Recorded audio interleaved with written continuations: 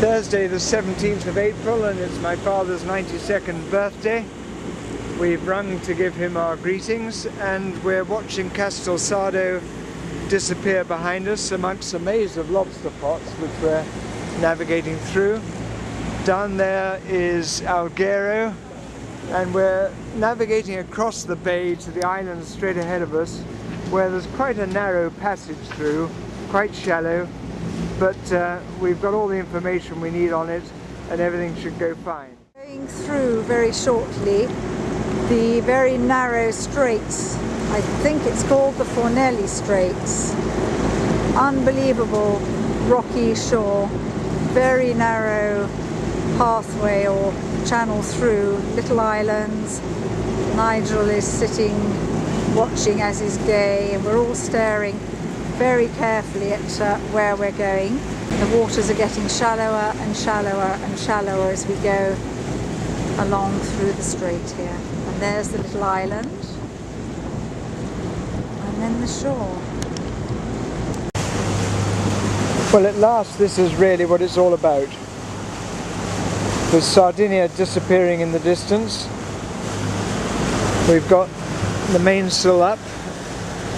I don't know, flapping a bit, I must go and deal with that. Wind on the quarter, calm seas, a little bit of sun, not much, on our way to Menorca. It's the 18th. We're about 60 miles from Menorca. We've travelled about 150 miles. Having been a very dull day, there's signs of blue sky ahead. Cabin.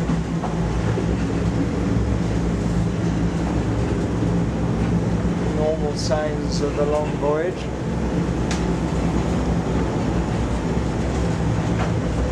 Quite big waves.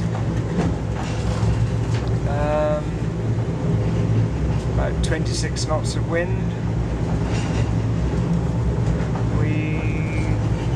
Haven't made a very fast passage with this weather, so don't really expect to make Menorca before nightfall, but we've got an anchorage lined up.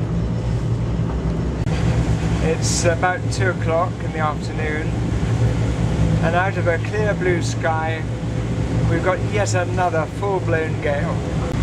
But what we really don't understand is the Mediterranean weather.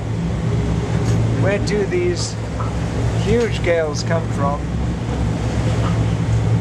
And next question we're asking is, how quickly is this one going to stop? Here comes a breaker coming towards us. Down we go to the valley and up the other side, and whoa! That was a big one. Once again, we'll be glad to arrive out of this extraordinarily unforecastable weather. Well, we're leaving this Scala after a somewhat fractious arrival, and hoping to find somewhere in Menorca properly. We anchored here last night. Very difficult day yesterday indeed. So this is the entry into Mahon Harbour in Menorca. That's the Isla del Rey over there. Very pretty place, blue sky. Disappointingly cold at the moment. Before we get too tidy and organised again, I should record the drama. Oh, it's pretty wet. Stick it out there, Gay. We've got one carpet absolutely persisting, which Gay's managed to now put outside. Nigel's producing another bit. More nuts and bolts. Nuts and bolts from Trish, and downstairs here, which, because this was the lee side, got most of the water, and most of these hatches are full of water, so we've had to clear out the room at the back here, which we call the workshop, but it's going to be a bunk eventually. As And here, the carpet from here is stacked out the front, as are all the other bits and pieces that we've had to take out of various lockers. There's the television, which fell off in the shoulder barging wave, and down here yet more turbulence and rubbish. So this little one is in the water for the first time, and we are in Menorca, about to have a ride across her to the shore. We're moored at anchor, and she's a very smart little thing. She's still attached firmly to the mast, but soon she'll be floating on her own mooring line. There she is. Welcome to the world of boating. Well, we're ashore now. Takes 2 trips with the little dinghy. There's Swift out there, and we're going to walk up to the palm trees near that ship, which is a ferry to Barcelona, and have a look at the town.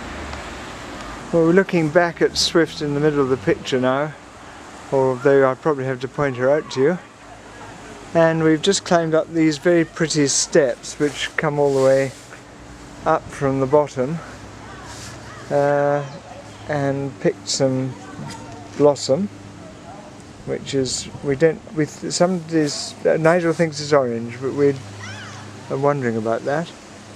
And first impressions are of an extraordinarily pretty town, and we're going to look at this square up here, which has certainly British influence.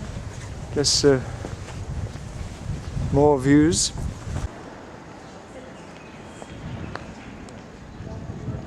It's an interesting, fascinating mixture of architectural styles. That's almost Moorish.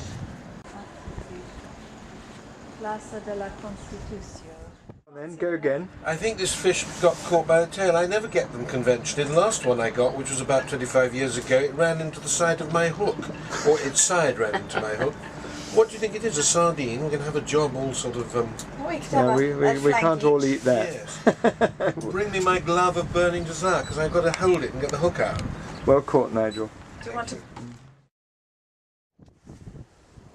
Another day, another fortress. It's Monday now, and we're looking at the fortress of La Mola, but we don't think it's open today, and so we're going to go and look at other things. Well, this is a trip down memory lane. This is a town called Cala Emporta, where Tricia and I brought the children. Gosh, we're trying to work out, it's probably 30 years ago. The southerly wind is bringing waves in like we didn't see when we were here.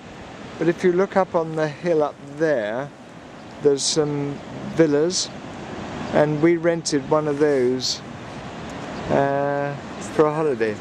This is Casteldaria. We just had a wonderful meal to celebrate Zara's arrival in that restaurant over there. And now we're going back across the bridge. Maybe have a quick look at the town later on.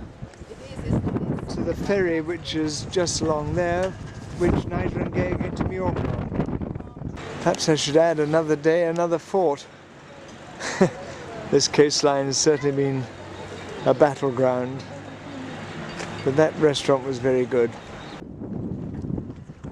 Okay, it's 10 to 4 on Tuesday. Very smart Australian boats just come in,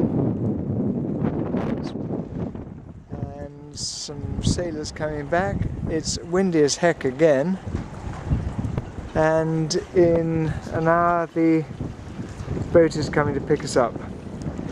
So we spent all our time tiding, just about to strike our colours, and then we'll be saying goodbye to Mahone for a little while.